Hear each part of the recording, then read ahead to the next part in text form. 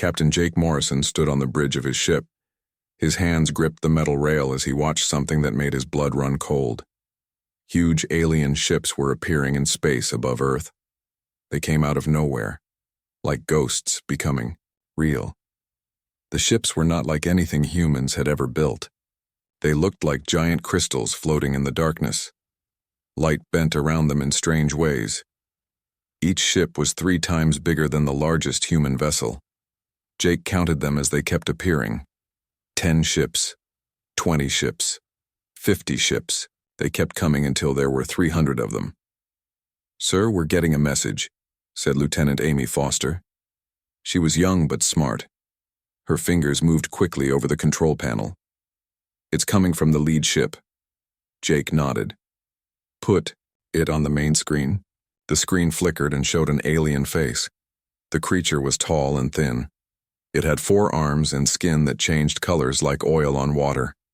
Its eyes were large and black. When it spoke, its voice was cold and without feeling. "People of the 3rd planet," the alien said. "I am Ambassador Keth of the Zelkari Empire. We have watched your species for some time. You are primitive. Your technology is weak, your minds are simple. But you can be useful to us." Jake felt anger rise in his chest. He looked around the bridge. His crew had the same angry look on their faces, but they stayed quiet and listened. "The alien continued talking. "We are part of the Galactic Collective. We rule over many worlds. We have decided that your species will join us, not as equals, but as workers. You will build things for us. You will fight wars for us. In return, we will let you live." Admiral Lisa Kane was watching the same message from Luna Command on the moon. She was older than Jake, with gray hair and scars on her face from old battles. She had fought in many wars, but never against aliens. Her staff stood around her, waiting for orders. "Your weapons are toys to us," the alien ambassador said. "Your ships are slow and clumsy. We have studied your wars. You fight like children. You use fire and metal. We use the power of stars themselves." Dr. Nathan Cross was in his lab on Mars Station. He was a scientist who studied life forms. He had dreamed of meeting aliens his whole life. But not like this. He watched the aliens' message and felt sick. This was not the peaceful first contact he had hoped for. The alien raised one of its 4 hands. "We will give you 72 hours to surrender. Gather your leaders, prepare your people. We will not harm you if you do what we say. But if you fight us, we will destroy your cities one by one." The message ended. The screen went dark. For a moment, nobody spoke. Then Jake turned to his crew. "Amy, send a message to Earth Command. Tell them we have a situation up here." "Yes, sir," Amy said. Her voice was steady, but Jake could see her hands shaking. Down on Earth, people were panicking. In New York, London, Tokyo, and every other major city, crowds gathered in the streets. They looked up at the sky, trying to see the alien ships. Some people cried, others prayed. Many just stood there, not knowing what to do. The news channels showed the same thing over and over. Videos of the alien ships, pictures taken by telescopes, scientists trying to explain what was happening, politicians making speeches about staying calm. But Jake knew something the aliens did not know. He knew something that even most humans did not know. Earth was not as helpless as it looked. Commander Rachel Turner was on Mars Station with Dr. Cross. She was in charge of the outer planet defenses. She got a coded message on her personal communicator. The message had only 3 words. Project. Darkfall active. Rachel smiled for the first time since the aliens arrived. She had been waiting for this message for 10 years. She quickly walked to a hidden elevator that most people did not know existed. The elevator went deep underground, to levels that were not on any official maps. Dr. Elena Rodriguez was already there, waiting for her. Elena was a physicist who worked on secret projects. She had been working on Project Darkfall since she was a young woman. Now she was older, but her eyes still burned with passion for her work. "The aliens think we're primitive," Elena said. "They scanned our ships and our weapons, but they only saw what we wanted them to see." Rachel nodded. How long until we can activate the full network? 12 hours to bring everything online. The gravity mines are already in position. The stealth ships are moving to their attack points. The darkness generators are charging. Back on Jake's ship, Amy was monitoring the alien fleet. Sir, they're not moving. They're just sitting there in perfect formation, like they're showing off. Jake studied the enemy ships on his screen. They were arranged in a complex pattern that probably had some meaning to them. They were confident. Too confident. They think this will be easy, Jake said. They think we'll just give up. Won't we? Asked Lieutenant Paul Carter, another young officer. Sir, I've seen the reports. Their technology is centuries ahead of ours. Jake turned to look at Paul. Son, sometimes the best weapon is the one your enemy doesn't see coming. The alien ambassador had said humans were primitive. He had said human weapons were toys. He had said human minds were simple. In 72 hours, he would learn how wrong he was. All across the solar system, hidden installations were coming, online. Ships that looked like cargo vessels were revealing their true nature. Mining stations were activating weapons that the aliens had never seen before. Scientists who the world thought were working on peaceful projects were preparing for war. The Zelkari had made one critical mistake. They had underestimated humanity. They would not make that mistake again because they would not live long enough to learn from it. The countdown had begun. 72 hours until the aliens expected surrender. 72 hours until they learned what humans were really capable of. Jake looked out at the alien fleet one more time. You called us primitive, he whispered. Let's see how primitive we really are. The alien ships stayed in their perfect formation above Earth. They did not move. They did not attack. They just waited. The Zelkari were confident that humans would surrender. They had conquered 47 other species. None of them had fought, back for more than a few hours. But while the aliens waited, humans were moving. Dr. Elena Rodriguez walked through the secret underground facility on Mars.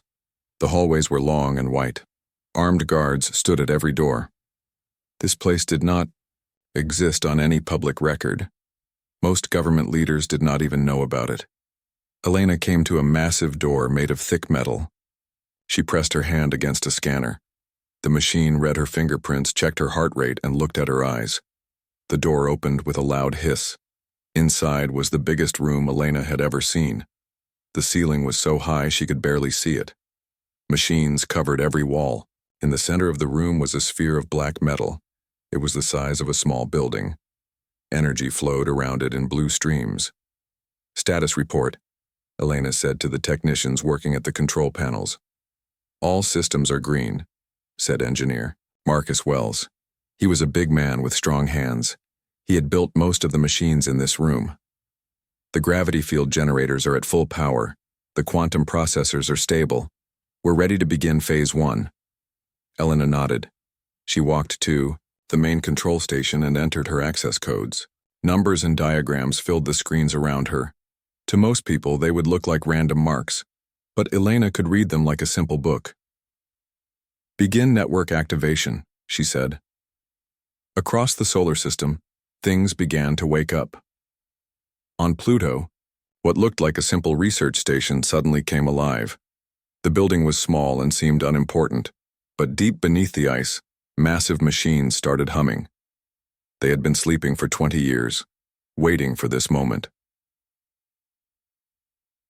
Captain Sam Porter was on his ship, the Nighthawk, near Jupiter. His ship looked like a piece of space junk.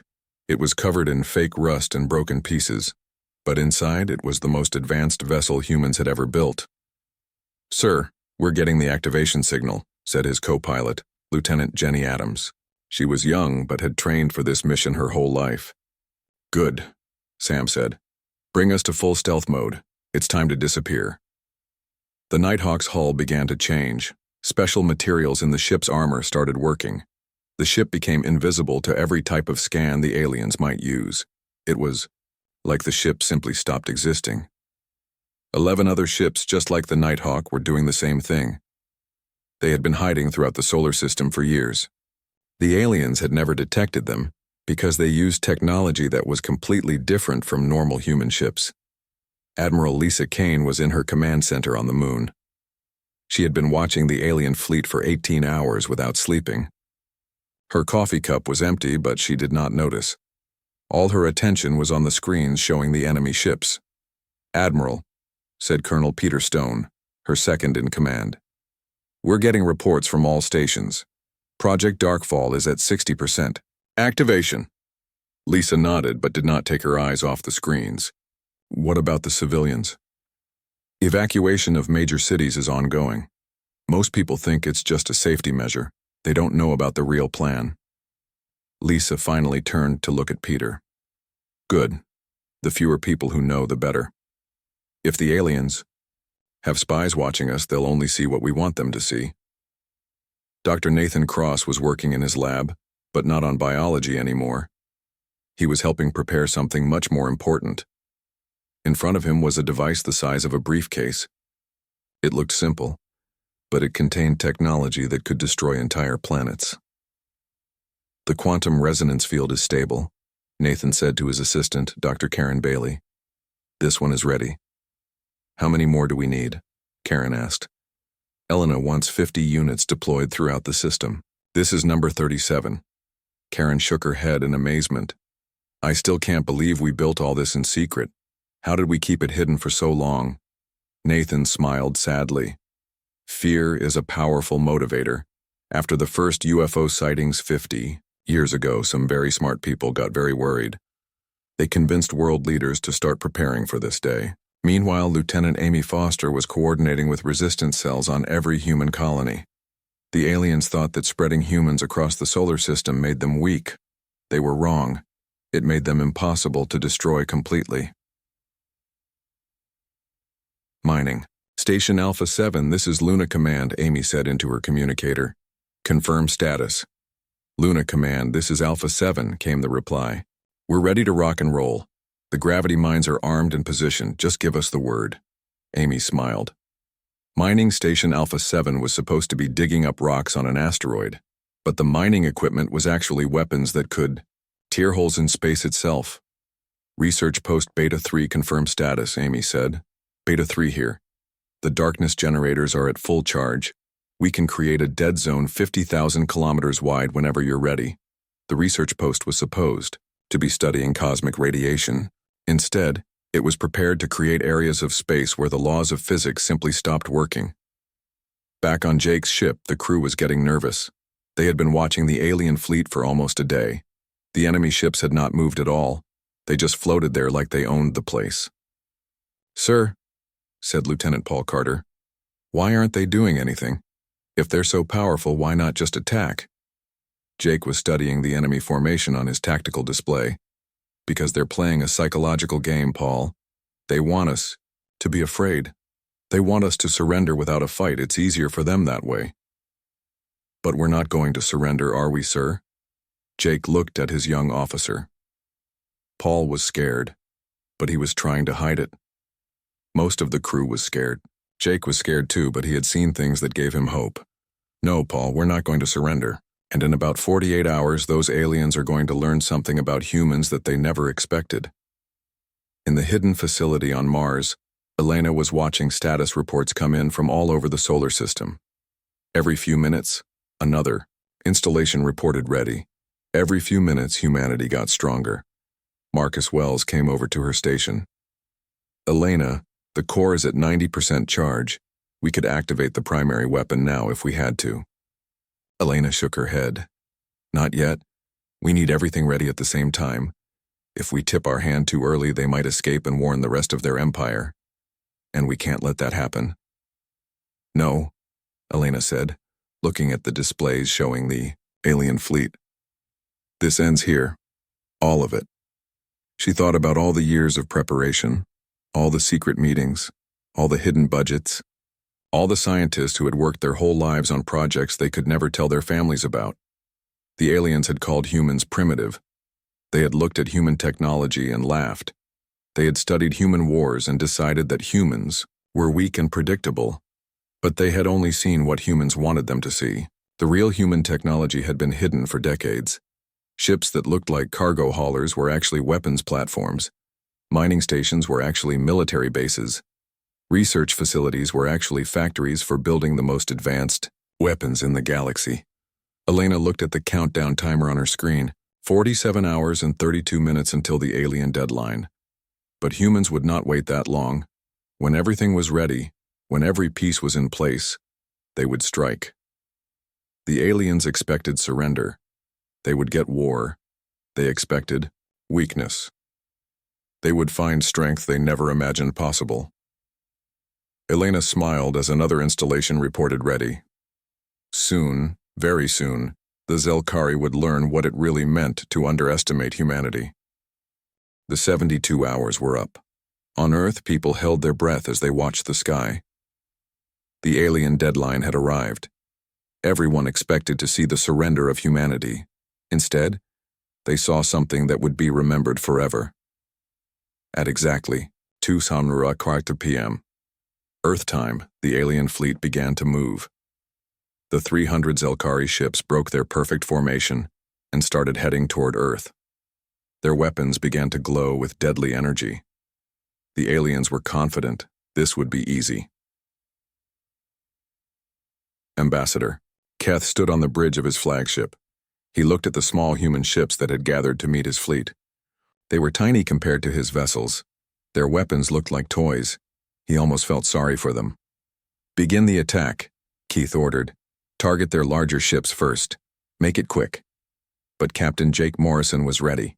He stood on the bridge of his ship, the Liberty, watching the aliens approach. His crew was nervous but prepared.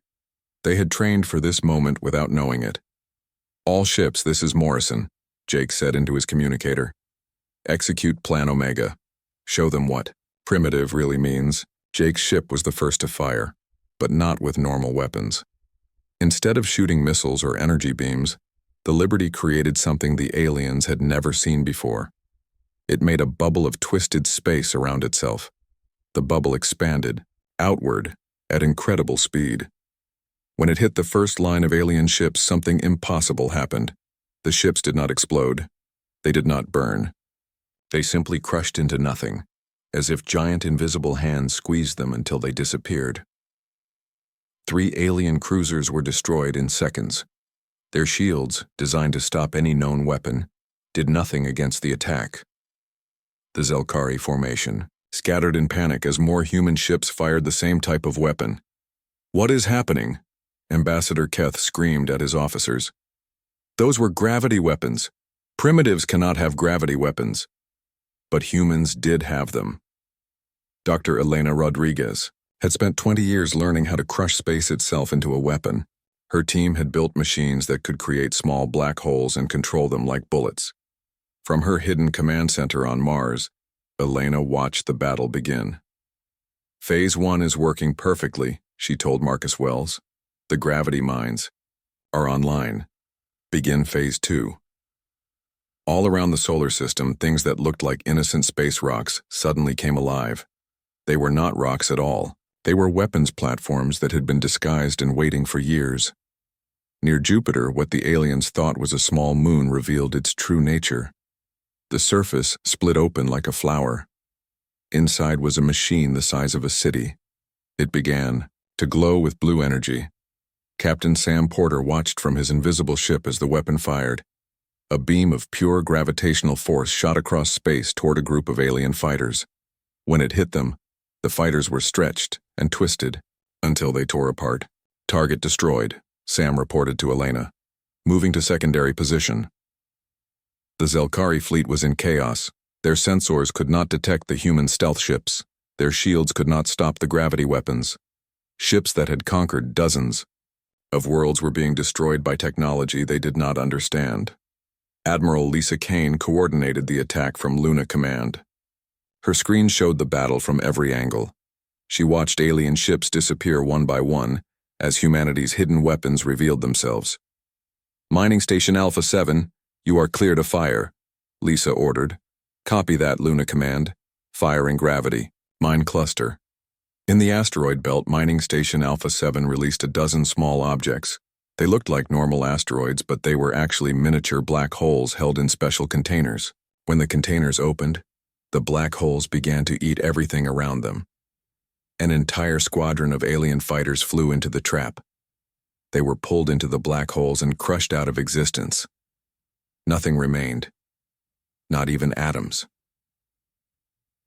Lieutenant Amy Foster was tracking the battle from her station. Admiral, we've destroyed 60 alien ships in the first 20 minutes. They're trying to retreat. Don't let them, Lisa ordered. Activate the outer perimeter. Around the edge of the solar system, weapons that had been hidden for decades came online. The aliens found that every escape route was blocked by gravity mines and darkness generators. Dr. Nathan Cross activated his part of the plan from his lab on Mars. The device he had been working on was called a physics disruptor. It could make the laws of nature stop working in a small area of space. Targeting the alien command ship, Nathan said into his communicator. Firing physics disruptor in 3, 2, 1. A wave of energy shot out from Mars toward Ambassador Keth's flagship. When it hit the ship, something very strange happened. The lights on the ship began to flicker and die. The ship's engines stopped working. Even the air inside the ship began to act strangely. What is happening to us? Keith demanded. But his officers could not answer.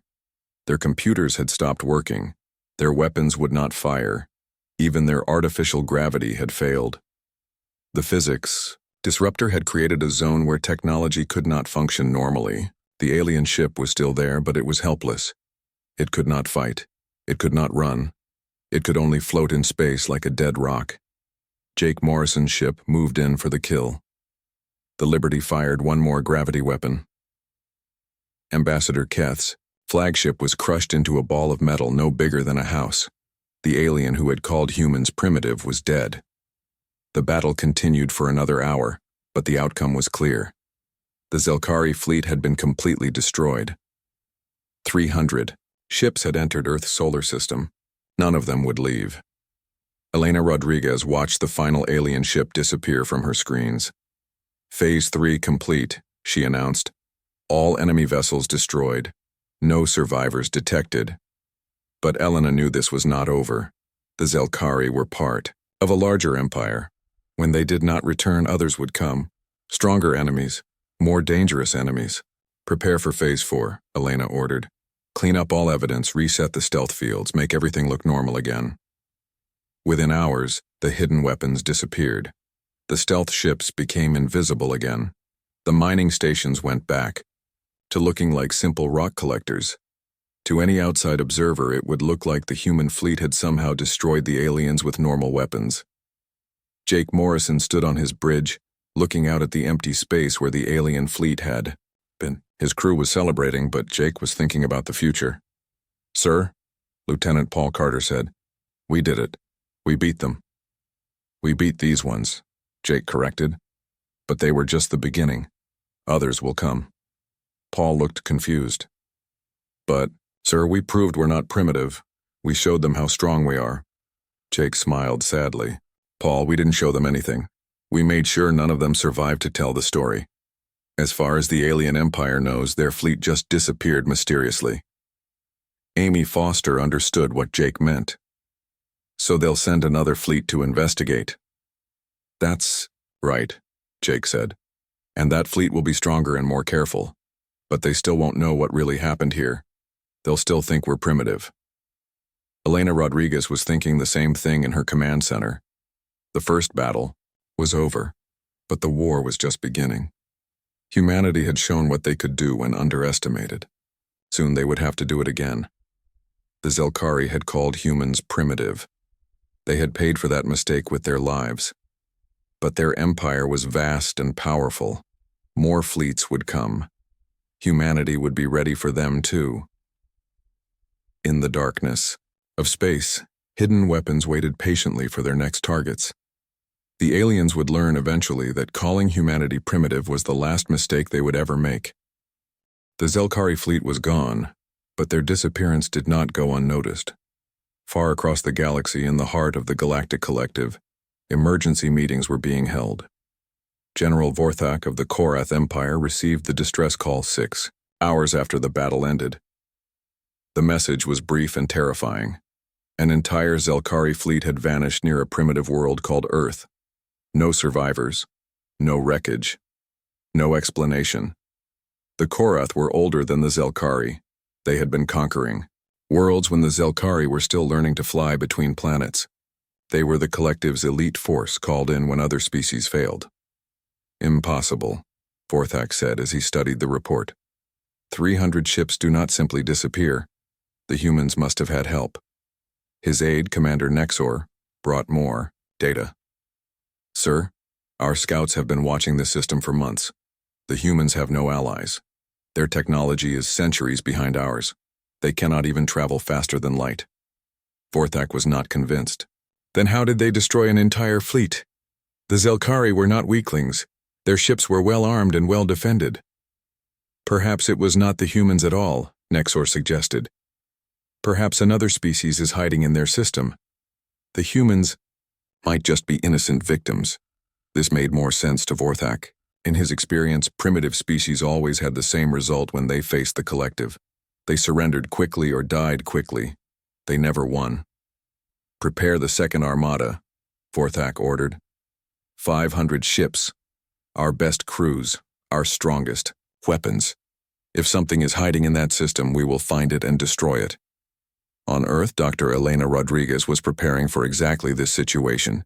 She had expected the aliens to send a bigger fleet when the first one disappeared. She had been planning for it. Status report, Elena said as she entered the command center. It had been 3 days since the battle, and her teams had been working non-stop. Marcus Wells looked tired but determined. The gravity weapons are recharged and ready. We've built 50 more units since the battle. The stealth fleet has been reinforced with 8 new ships. What about the new weapon? Elena asked. Marcus smiled. The Prometheus array is online. All satellites are in position. We're ready to test the darkness field technology. Elena nodded. The darkness field was humanity's most secret weapon. Even most of the human military did not know it existed. It was based on research that had taken 30 years to complete. Dr. Nathan Cross had led the research team that developed it. The AEO idea was simple but terrifying. What if you could make the basic forces of physics stop working in a small area? What if light could not travel, matter could not hold together, and energy could not transfer? The test went perfectly, Nathan reported, from his lab. We created a darkness field around a small asteroid. The asteroid simply ceased to exist, not destroyed, not moved. It just stopped being real. Admiral Lisa Kane was coordinating the defense from Luna Command. She had learned that a new alien fleet was coming. Her spy satellites at the edge of the solar system had detected the approach. How many ships? Jake Morrison asked over the communication link. His ship was patrolling near Earth, along with the rest of the human fleet. 500 confirmed, Lisa replied.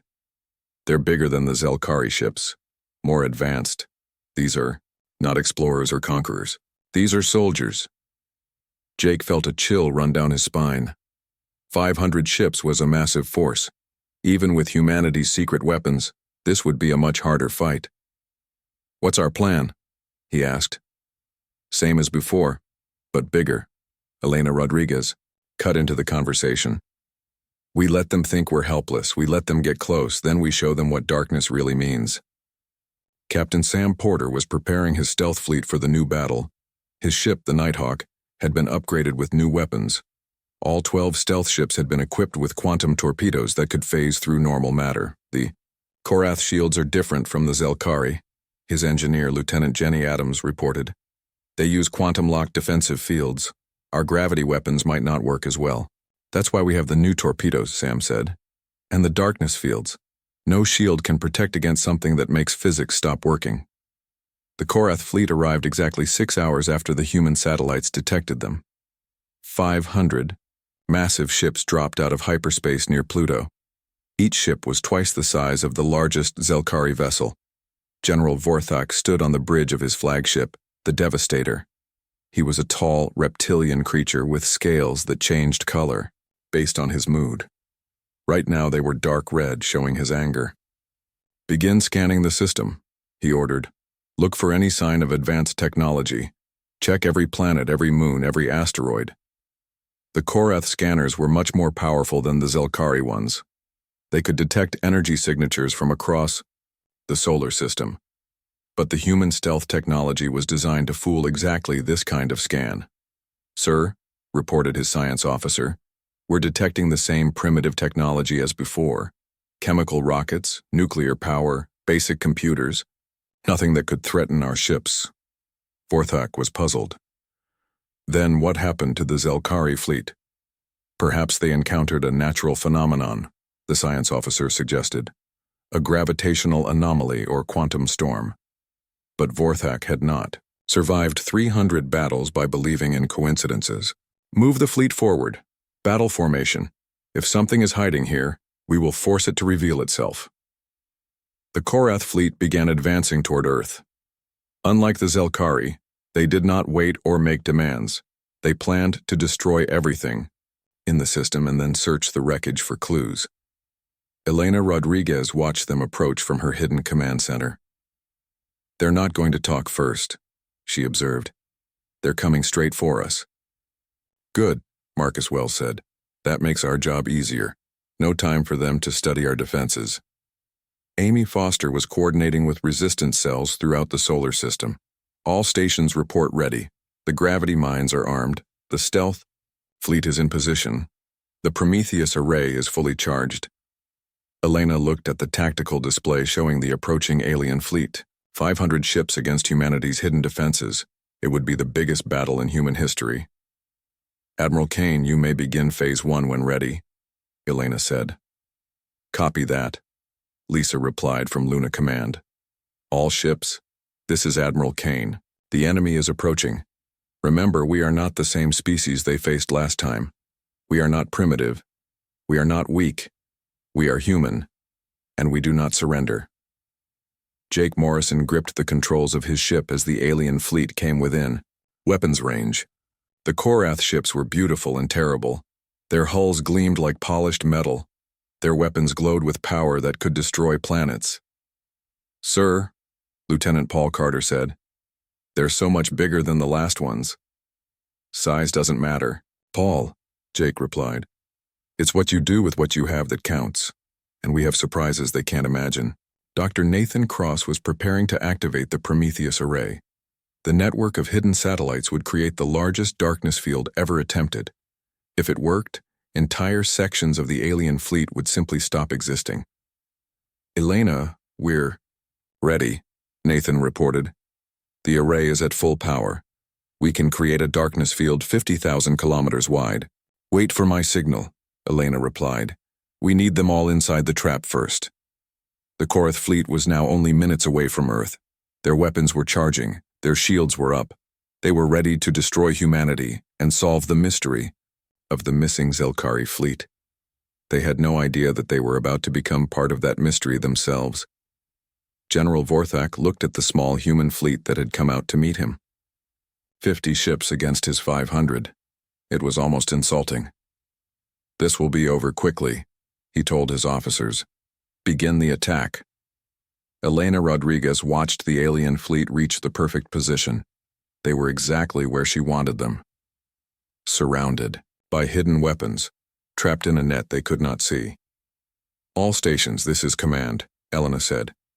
"Execute Operation Darkness Fall. Show them what primitive really means."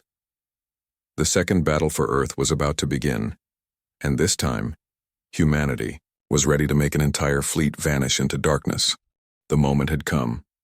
General Vorthak's massive fleet of 500 ships was exactly where Elena Rodriguez wanted them. They were spread out across space near Earth, confident in their power, ready to destroy what they thought was a primitive species. "Fire," Elena said quietly. The word traveled instantly across the solar system.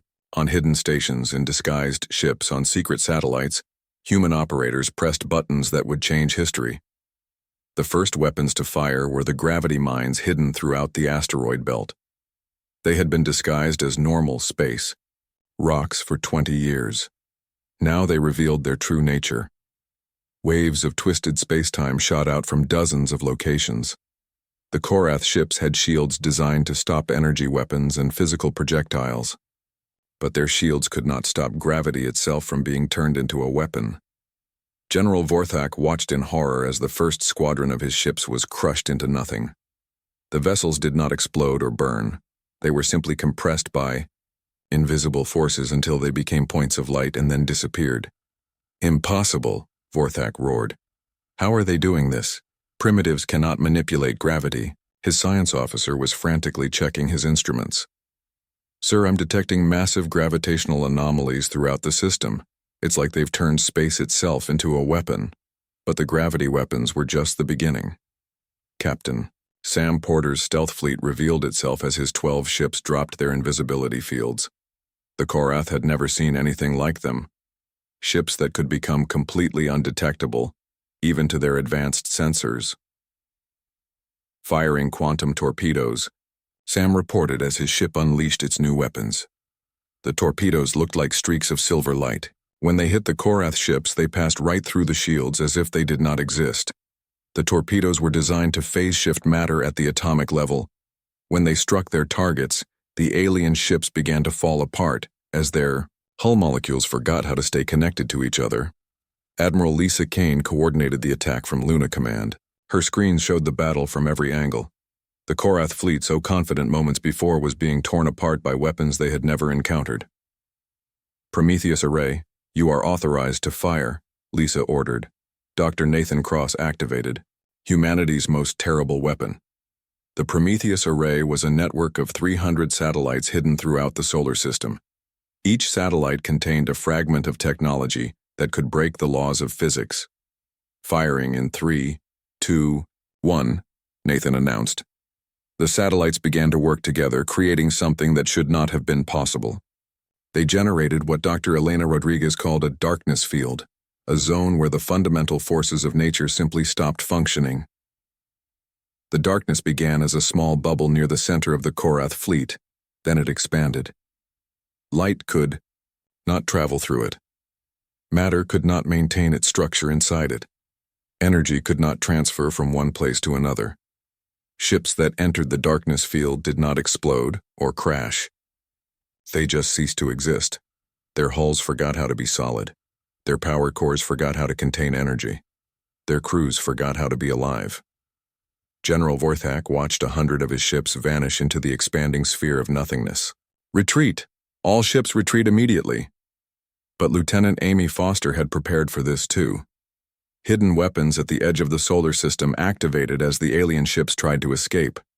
Every jump point out of the system was surrounded by gravity mines and darkness generators. They're trapped, Amy reported to Admiral Kane. No escape routes available. Jake Morrison's ship was in the thick of the battle, dodging alien weapons while firing gravity pulses at enemy vessels. His crew was working perfectly together, each person knowing their job. Paul, target that cruiser on our left, Jake ordered. Lieutenant Paul Carter locked onto the enemy ship. Target acquired, sir. Fire. The Liberty's gravity weapon reached out across space and grabbed the alien cruiser. The ship was crushed like an empty can, its hull collapsing until nothing remained but a tiny ball of super-dense matter. The battle was turning into a massacre. The Korath had brought 500 ships to destroy a primitive species. Instead, they found themselves fighting an enemy that could control the very forces that held the universe together. Commander Rachel Turner was operating from Mars Station, controlling the outer defense network. She watched as mining stations throughout the system revealed their true nature. Each one was actually a fortress armed with weapons that could tear holes in reality itself. Mining Station Delta 5, you have targets approaching, Rachel reported. Copy that, Mars Station. Engaging with particle accelerator. The mining station fired a beam of matter moving at nearly the speed of light. When it hit a group of alien fighters, they were vaporized instantly. Nothing remained, not even dust. Dr. Elena Rodriguez was monitoring the entire battle from her command center. She had spent her whole life preparing for this moment. Every weapon, every strategy, every hidden installation had been her idea. Status report, she called out. Marcus Wells checked his displays. We've destroyed over 300 enemy ships. The darkness field is expanding on schedule. Gravity mines are operating at full efficiency. Casualties? Minimal. We've lost 6 ships total. The aliens can't target what they can't detect. Elena nodded. The battle was going exactly as planned, but she felt no joy in the destruction. She knew this was necessary to protect humanity, but the scale of death was still horrifying. General Vorthak was desperate. His magnificent fleet was being destroyed by an enemy he could not understand. In 30 minutes of battle, he had lost more ships than in his previous 300 victories combined. "Sir, we need to evacuate," his aide commander Nexor urged. "If we can escape and warn the collective, they can prepare a proper response." But there was nowhere to run. Every time a Korath ship tried to leave the battle area, it encountered another hidden weapon. The humans had turned their entire solar system into a trap. The darkness field continued to expand. It was now 50,000 kilometers wide and growing. Any ship that touched its edge simply stopped existing. The field moved slowly but steadily, consuming everything in its path. "All remaining ships form up on my position," Vorthak ordered. "We'll make a final assault on their home world. If we're going to die, we'll take as many of them with us as possible." The surviving Korath vessels, fewer than 50 now, gathered around Vorthak's flagship. They began a desperate charge toward Earth, hoping to break through the human defenses and destroy the planet before they were all killed. Elena Rodriguez watched them approach. "They're making a final run at Earth," she reported. "Should we stop them?" Marcus asked. Elena shook her head. "Let them come. It's time for the final demonstration." Hidden beneath Earth's surface was the largest darkness generator ever built. It had been constructed in secret over 30 years, powered by the planet's core itself. Elena had been saving it for exactly this moment. "Activate the Terra array," Elena ordered. Deep underground, machines the size of city blocks came to life. They began to generate a darkness field that would dwarf anything seen before. The field would be centered on Earth, but would expand to cover the entire near-Earth space. Jake Morrison's ship was pulling back with the rest of the human fleet as the final alien charge approached. "All ships retreat to minimum safe distance," he ordered over the communications. The remaining Korath ships closed in on Earth, their weapons charging for a final devastating attack. General Vorthak stood on his bridge, watching the blue and green planet grow larger on his screen. "Fire everything," Vorthak commanded. "Destroy their world." The alien weapons fired, sending beams of energy powerful enough to crack continents toward Earth. But before the beams could reach their target, something impossible happened. A sphere of absolute darkness expanded outward from Earth. It moved faster than the alien weapons, faster than light itself. The energy beams hit the darkness and simply ceased to exist. Light could not travel through it. Matter could not maintain coherence within it. The darkness engulfed the remaining Korath ships in seconds. General Vorthak had just enough time to realize what was happening before his flagship entered the field and stopped existing. When the darkness field finally dissipated 10 minutes later, space around Earth was empty, except for human vessels. 500 alien ships had entered the solar system. None of them remained. Elena Rodriguez stood in her command center, looking at the tactical displays that showed empty space where 2 alien fleets had once been. In the span of a few days, humanity had destroyed 800 enemy ships without leaving a single piece of evidence. "Send the message," Elena ordered. Amy Foster activated the captured alien communication system. The message that went out was simple but terrifying. It was broadcast on all galactic collective frequencies. "This is humanity," the message began. "You sent the Zelkari fleet to conquer us. They called us primitive. They are gone. You sent the Korath fleet to investigate. They are gone too. We have made them vanish into darkness itself. If you send more fleets, they will also disappear. Leave us alone, or join them in the darkness." The message reached the Galactic Collective 3 days later. Within a week, emergency sessions were being held in every major government across the galaxy.